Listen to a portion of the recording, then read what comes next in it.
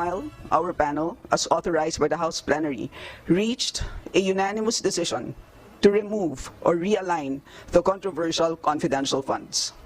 As such, the Office of the Vice President and the Departments of Education.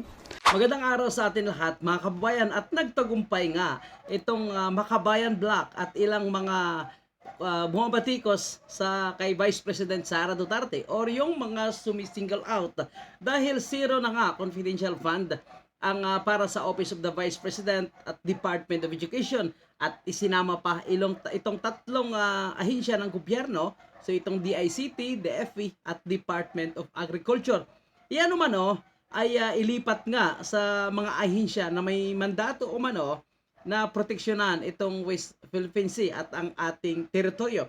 Yan ay inanunsyo nga ng panel ng House of Representatives na sila umano yung in charge sa pag-realign ng budget at lalong-lalo na sa pundo umano ng confidential fund. So nagtagumpay itong si Martin Romualdez na talagang gustong maparalisa nga itong operasyon ni Vice President Sara Duterte. Siyempre masaya itong makakaliwang grupo dahil walang magbabantay sa kanilang aktibidad na gagawin dito sa Department of Education, kung saan kasama nga dito yung kanilang pagre-recruit sa mga kabataan. So ganun pa man, positibo pa rin itong si Vice President Sara Duterte na kaya niya umano gampanan ang kanyang trabaho kahit wala namang confidential fund. At tayo naman ay positibo na kayang-kaya ni Vice President Sara Duterte, at kahit ano pa ang kanilang pagsisingle out at paninira kay Vice President Sara Duterte, ay nandito pa rin ang mga Pilipinong naniniwala sa tatak Duterte, na alam po natin na hindi kayang magbulsa ng kung anumang pera mula sa taong bayan. Meanwhile, our panel, as authorized by the House plenary, reached a unanimous decision to remove or realign the controversial confidential funds. As such, the Office of the Vice President and the Departments of Education, Information and Communications, Agriculture, and Foreign Affairs are getting zero confidential funds under the 2024 General Appropriations Bill. Some of the confidential funds went to defense-oriented agencies such as the National Intelligence Coordinating Agency and the Philippine Coast Guard. According to the lawmaker, they believe the House is on the right side of history as next year's budget should address three challenges: rising inflation, threats to sovereignty, and a call for accountability. We believe that the House of Representatives is on the right side of history. We are responding to the call of the times, and the volatile situation in the West Philippine Sea calls for the immediate and decisive action to protect our national sovereignty. So yan po ang naging decision mga kababayan po natin, itong panel ng House of Representatives, kung saan ay tinanggalan nga ng confidential fund itong Office of the Vice President at ang Department of Education. So ika nga tagumpay umano ang tinatawag na si Tambaloslos mga kababayan po natin dahil sinuportahan ng kanyang mga kaalyado. So yan po mga kababayan po natin ay decision mula sa House of Representatives. So antayin po natin ang magiging decision naman ng Senado kung sila ba ay magkatugma sa kanilang desisyon. Pareho ba ang magiging desisyon ng House of Representatives at Kongreso?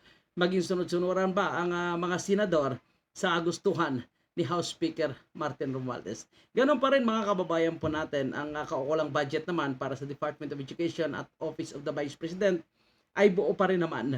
Ngunit ang tinanggal lamang ay itong confidential fund dahil mainit na issue ito mga kababayan po natin, lalo na dinidiin ng ilan sa mga Makabayan Block, mga kaliwang grupo, kalaban ng bayan, na ito umano ay bawal at hindi dapat bigyan itong si Vice President Sara Duterte, at nagkaroon pa sila ng talagang executive meeting with dating mga congressman, dating mga party list na kaalyado nga nito mga kaliwang grupo. So ganun pa rin mga kababayan po natin, kahit wala itong confidential fund, naniniwala po tayo na kayang-kaya ni Vice President Sara Duterte na gampanan ang kanyang trabaho kahit paanong gawin nilang paninira, distraction kay Vice President Sara Duterte.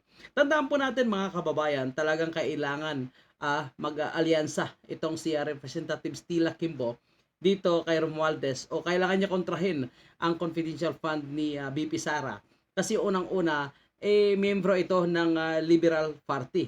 So, yellow or pink lawan man, o ano man yung kulay nila, basta ito sila kasi ay pwede umanong masanksyon sa kanilang political party, itong si Stila, kapag ipinagpatuloy niya ang pagsuporta kay Vice President Sara Duterte sa confidential fund, which is ang kanilang political party ay against nga dito at kalaban itong si Vice President Sara Duterte.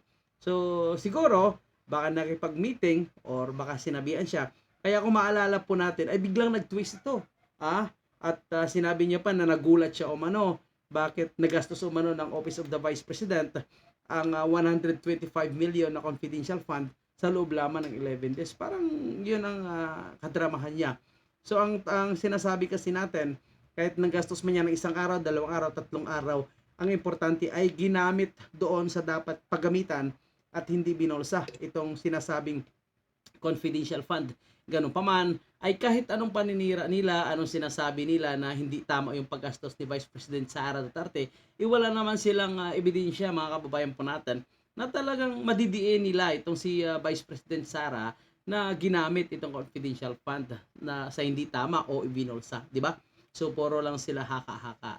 So mukhang natibag nga ng Makabayan Black itong si House Speaker Martin Romualdez at talagang sinunod niya ang kagustuhan nitong mga Makabayan Black na ngayon ay mukhang masaya at sa kanila ngayon ang halakak dahil naging matagumpay ang kanilang masamang hangarin para kay Vice President Sara Duterte. So abangan na lang dahil nagsisimula pa lang ang laban na ito, mga kababayan po natin. Makababang laban ba ito? Dahil ang pinakapunot dulo nito talaga ay sa 2028 pa. So kapit lang, laban lang mga kababayan po natin.